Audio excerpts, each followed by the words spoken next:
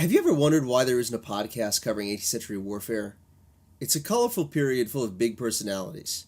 John Churchill, the Duke of Marlborough, Prince Eugene of Savoy, Frederick the Great, Maria Theresa, Maurice de Saxe, Marquis de Montcalm, Bonnie Prince Charlie, the Duke of Cumberland, George Washington and James Wolfe, Elizabeth Petrovna and Catherine the Great, and the mascot of my university, Baron von Steuben.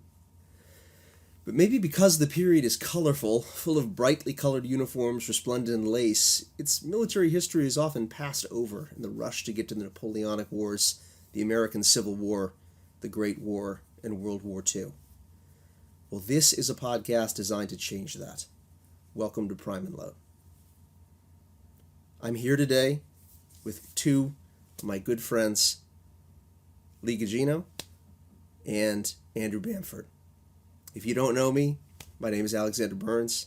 I'm a professor of history and a military historian at a small Catholic college in Eastern Ohio.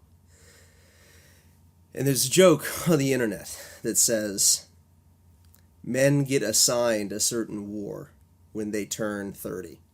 And for me, I was assigned the 18th century a lot earlier than 30. So, I want to introduce my two colleagues.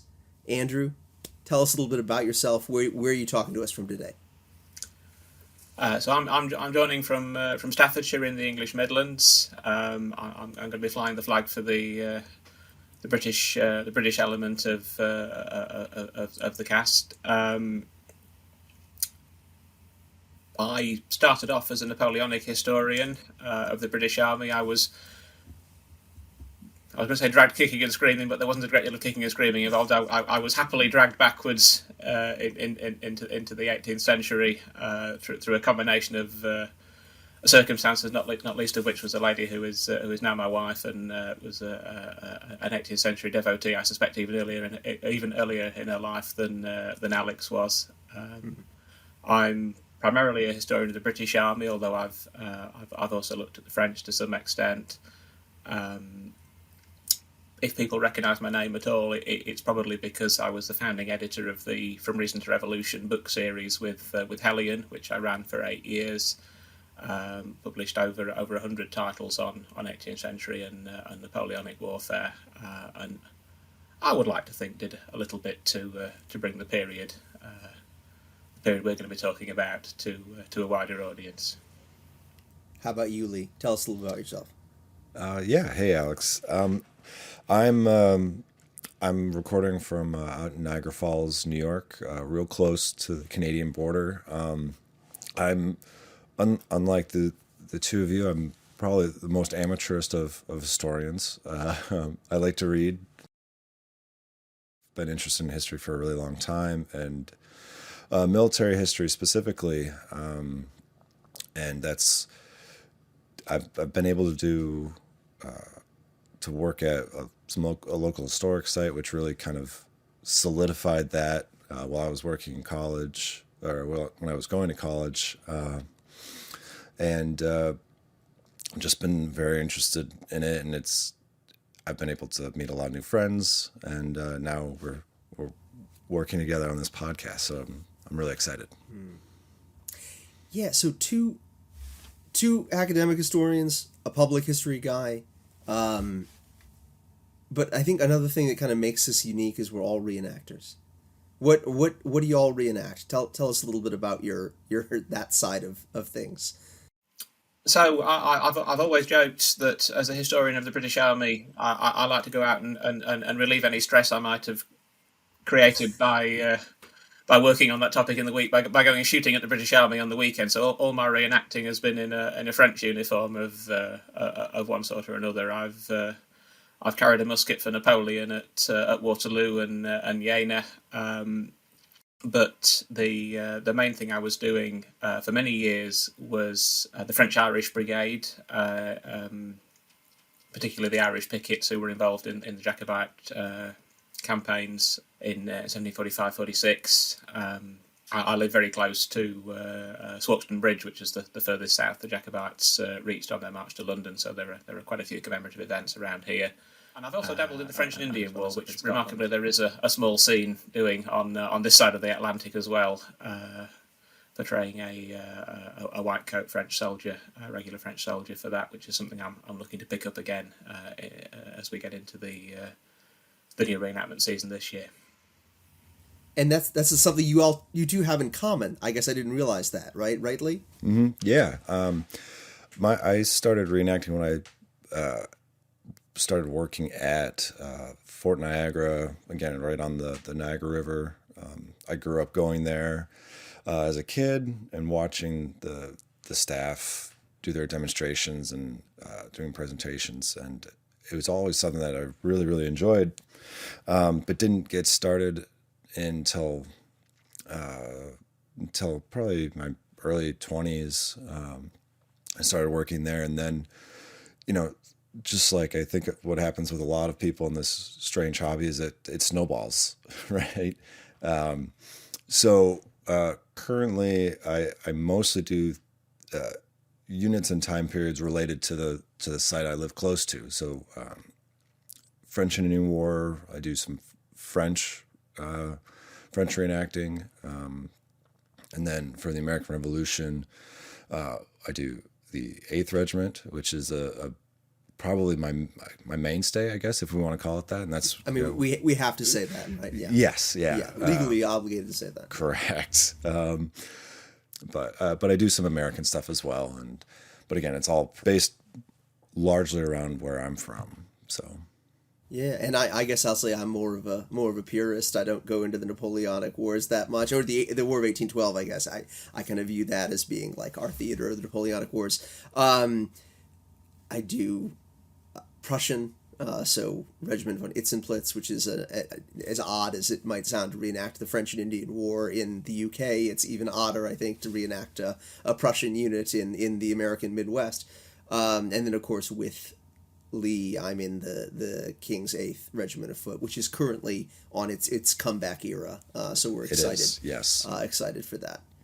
So, why are we doing this thing, Lee? You want to tell us a little bit about the goals of the podcast? Yeah. So I know we've all kind of taken on different roles, and I guess my role is part of is being a producer, as well as the one to ask the questions that may seem a little too simple, but I'm here for that.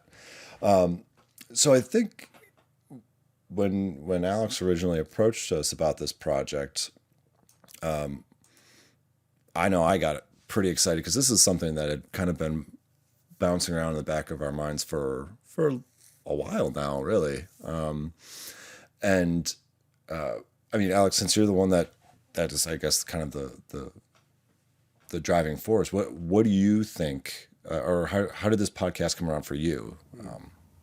Yeah, so Lee's being way too diplomatic here. Like 5 years ago, he approached me to do a podcast, and I completely bailed on him. So this is in some ways, I think, like a redemption arc for me. But what are we trying to do? What's the podcast about? I mean, so I'm if people know me, it's probably from being terminally online in one way or another. I run the Cabinets Creek blog, and I'm also on Twitter a lot. And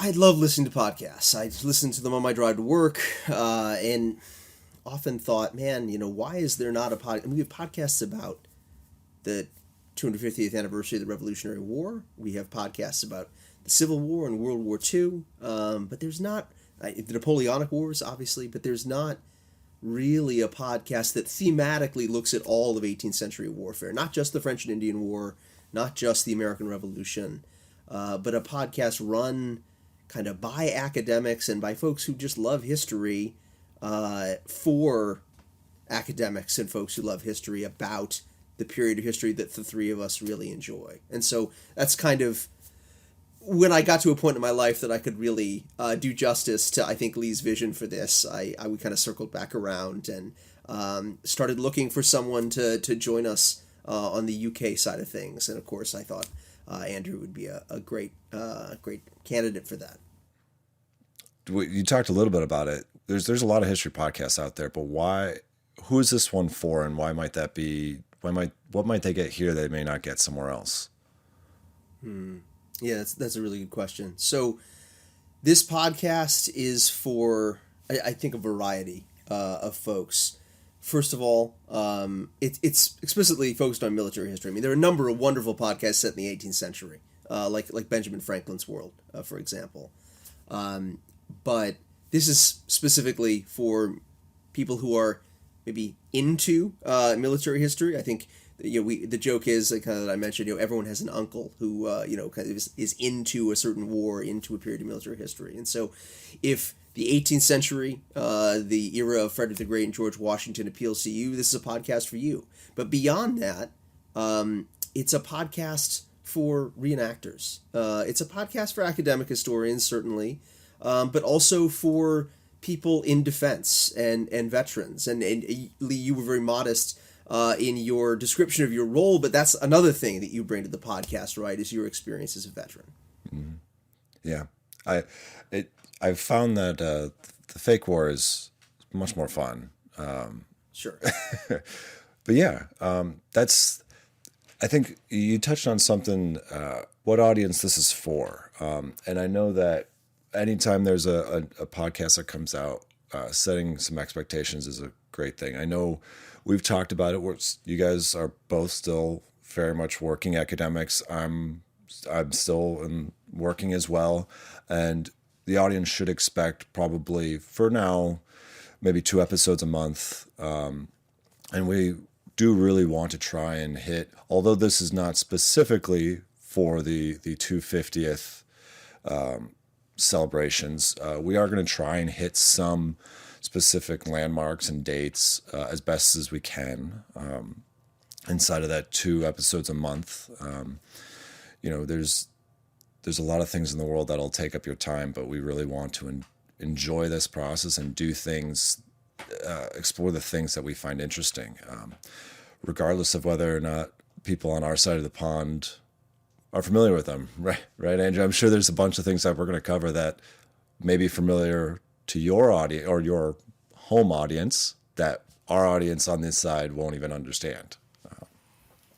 Yeah, sure, and I think that's going to be the case for both of us. It's going to be great. I mean, I'm a historian of the British Army. I'm not a historian of colonial America and its people and politics. So there's going to be I'm hopefully going to have great fun learning a lot of new stuff about the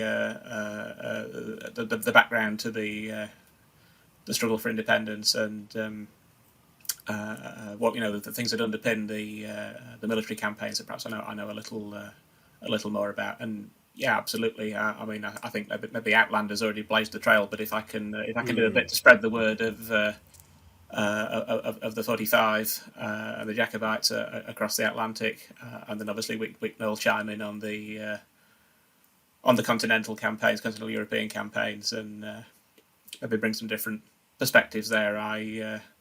I know Alex is Team Prussia to some extent. I don't know, Alex. Guilty. When I was reading your we'll get the first plug in for your book here for incredible. Yeah, thanks. I appreciate that. I'll slip you some money under the table later. Yeah, sure. No, all credit. I commissioned it when I was still with Hellion, so I'm biased. But I was reading that, and you're talking about the death of von Schwerin at Prague. And you say something like it being the most famous death in combat in the 18th century. I mean, I don't know if the audible intake of breath from your British readers could be heard on your side of the Atlantic, but I mean, James Wolfe is spinning so fast in his grave that. Remind me, how many men are fighting at Quebec, and how many men are fighting at Prague? Well, sure, yeah. I mean, and that's before we get to the Irish. You were saying, well, you got the right battle, but the wrong guy. So, I think even on the European stuff that we're all equally removed from, we can probably bring some different perspectives to that as well. Sorry, no, I appreciate that, and a lot of my online personality and even some academic writing is designed to maybe needle people out of their comfort zone a little bit, but I think your readers are probably right. I mean, so obviously, there's the famous Benjamin West painting of Wolfe's death, but the Prussians so kind of frustrated that Schwerin has not gotten his due, actually almost have like a 1-to-1 copy for that. And it's in one of the royal palaces in Berlin. And I at one point I was going to write my dissertation on like British views of Native Americans and like German views of people living in the Eastern European world. And instead of an Indian, they're kind of looking on for the death of Wolfe. It's like a Hungarian. And so this, there are maybe comparisons, maybe some that make us a little uncomfortable between these two deaths. But yeah, absolutely. Wow, that's awesome. Even in just, it's very clear how much material we've got. Like, it seems like we're kind of narrowing ourselves with just the 18th century, but in reality, it's enormous, and there's so much we can talk about. So I'm excited for that.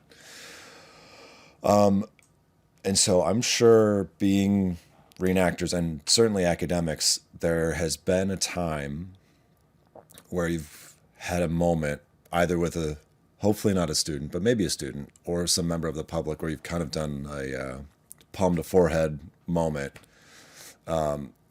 and said, I wish I had a microphone to the world to tell them something about this time period that they should know. Do you have, is there something you wish people knew about this time period, for military history wise? Yeah, Andrew, I mean, so often as a sort of American over here in the Midwest, I hear the dulcet tones of the British accent and assume that people in Britain are so much more educated on the wars of the 18th century. But in conversations with you, you've often said, the 18th century is kind of forgotten time. I mean, what do you wish people in the UK knew about the period of Marlborough and de Saxe and Frederick and Washington? I think it's as simple as wishing it was covered more. I mean, I used to teach an introduction to history course for first year undergraduates in their very first university semester, and I chose an 18th century text, long 18th century Colley's Britons, as the set text, because I could pretty much guarantee that, maybe bar for a couple that come through the private school system, that they would never have studied it at all. So they had a level playing field, which is what I was looking for from the students. But it was just so sad that it was new to them, and the amount who actually came out of it enthused.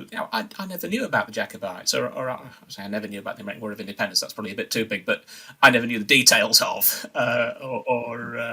or whatever it might be. So I think just for me, certainly for a British audience, just to shine a bit more light on the period that maybe for us, certainly thinking in reenactment terms, the biggies over here are the English Civil War, the British Civil Wars, I should say now, and the Napoleonic era. So there are a varied and excellent selection of 18th century reenactment groups from Marlborough and all the way through to the Revolutionary War. But it's certainly a niche period, and I guess we're going to be preaching to the choir with people like that. But hopefully, if there are a few who stumble across this because they've got a passing interest, and we can suck them into the wonderful world of the 18th century, then that would be my goal, certainly. Yeah, I think for me, so often when students and the public at reenactments come to this period, they do so through film and kind of even artistic depictions, and the idea is, wow, if you watch a film, and there are many films set in the 18th century that I love as an 18th century historian, but I'm gonna pick one that I hate at the outset, and that's Mel Gibson's The Patriot, and here you've got British soldiers in sort of powdered wigs and wearing bright red coats, and they're getting picked off from half a mile away by essentially like a commando sniper, and the American audience watching that can ask the question, how can we take this period of military history seriously? I mean, if guys are wearing bright red clothing and powdered wigs, I mean, is it really even that serious of a period of military history? And So trying to clear up some of these misconceptions on the part of the public, trying to explain the ways in which this was a deadly serious period of warfare in which huge political changes were accomplished on the battlefield. You have things like the rise of sort of a northern German state, sort of in contrast to Austria. You have things like the British taking Canada. The debt from these wars causes the American Revolution, the French Revolution. I mean, these are seismic changes. I often tell my students, the 7 Years' War is the World War II of the 18th century. It's the event that kind of defines most other political events in the century in relationship to it. And so if we can get a wider audience to kind of take these wars seriously, to think about the ways not just they're colorful and maybe aesthetically appealing, but also deadly serious events for the people who took part, I'll be very pleased with the outcome of this podcast. One of the things that you do in the military, especially when you get a little higher in rank, is you do things called staff rides. And I know, Alex, you've got some experience with these. And for those who aren't familiar, essentially it's just like a little history lesson to ideally glean lessons learned that you can move forward with. Oftentimes they kind of skip over the 18th century. In a lot of ways, there's a lot of stuff on the Civil War that they do, a lot of World War II, things like that. But even if we just look at the American Revolution, there's a huge amount of opportunity to learn from these military minds. There's a lot of very, very, very good military minds and some very inspired, for the American Revolution, inspired amateurs who we can learn a lot from in a modern context, even though, yes, there's no armor, there's no automatic weapons. This is technologically very different. The concepts of wars and the principle of war fighting is still very similar. So I think I would hope that, much like you were saying, Alex, respect for the period from this military science viewpoint is something that hopefully we can at least in a portion kind of express or portray to our audience, hopefully. Yeah, and I love what you say about the technology, because I mean I've taught ROTC cadets for, well, not at my current university, but I taught them about 8 years when I worked at West Virginia, and so often I think, the perception is, wow, I mean, if George Washington's not like riding in on an Apache, like, how relevant could these wars be? And, just because there's not modern armor, there's not, it doesn't necessarily mean we can't learn from these wars. It doesn't necessarily mean that there are lessons, not just in kind of things that all armies always have to do to be successful, like logistics, but the development of the military art in the 18th century is something that still leaves a big legacy today. Mm-hmm. Definitely. So, Andrew, do we want to move on to our last little piece?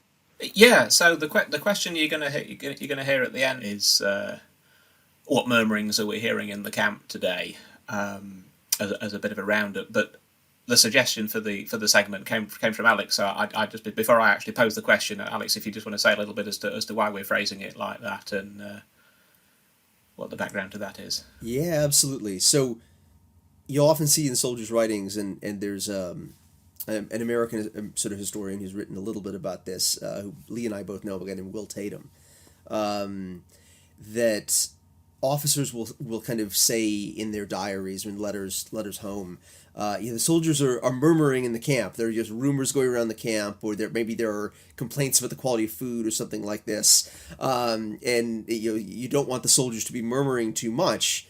But this sense of there being like an alive world in 18th century camps, where the men are kind of talking about the gossip of the week, or the what's bothering them that week, or what is what's pleasing them that week. I think this is something that I'd love to sign off each of these episodes by talking a little bit about what's going on in our lives, related to and not related to the podcast, And so, hearing a little bit of these modern murmurs in the camp. Do you want to start in that case with murmurings from your part of the world? Yeah, absolutely. Yeah, that sounds good. So what's going on in my world this week? This is not super 18th century related, but I'm doing a lot of reading in preparation for my university war game club's anniversary game on the Battle of Pavia in 1525, which is sort of a big deal in the Italian wars in the very beginning of the early modern period. And so I'm reading some old books and doing a lot of, my hands aren't as covered in paint as they were yesterday, but I'm painting a lot of miniature figures so that my undergraduates can beat each other's brains in on Saturday. So that's sort of what I'm working on in that world this week. How about you, Lee? Yeah, nothing. I don't think anything as exciting as seeing undergrads beat each other's brains in. No, I mean, right now I'm reading a book to kind of go off of what I was saying before. That there's a book called The Complete Victory about the Saratoga. I'm trying to. Guess I am getting a little swept up in 250th talk and thought. And the author is Kevin Weddle. He does a very good job of explaining that specific campaign in a modern military thought process, which is in my experience pretty unique amongst history books, and especially specifically for that campaign. And I've just been enjoying that quite a bit. I put it on my way to work, and it is very interesting to hear somebody speak in a military fashion that I recognize, but about something that is obviously it's the 18th century. We haven't experienced that, so it is very cool. I've been debating starting to read Team Yankee for I think the third time in this past. You should. It's great. I love it. Again, not 18th century, but yeah, it's such a fantastic. If anybody hasn't read Team Yankee, it's a good one. I haven't read Team Yankee, so clearly that was inadvertently aimed at me. So I shall. This is the Cold War gone hot stuff, right? Yeah, absolutely. It is, yeah. In between all the other 18th century reading, of course.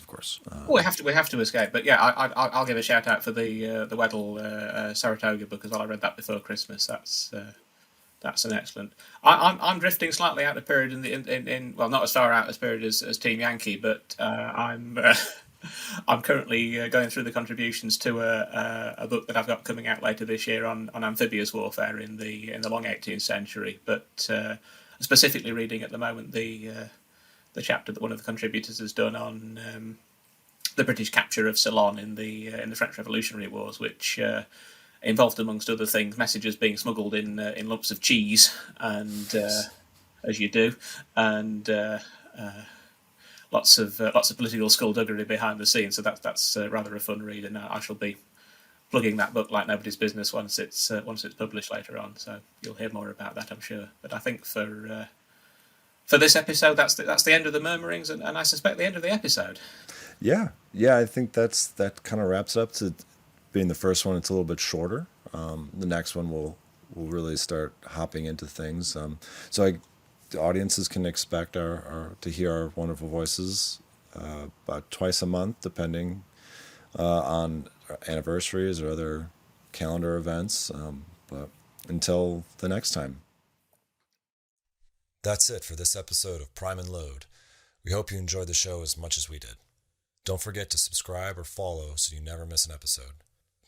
If you enjoyed today's show, please share it with a friend and leave us a review. It really helps, and we'd really like to hear your thoughts. This episode was hosted by Drs. Alex Burns and Andrew Bamford. It's produced by Lee Gugino. Prime and Load is a Historic Studios podcast.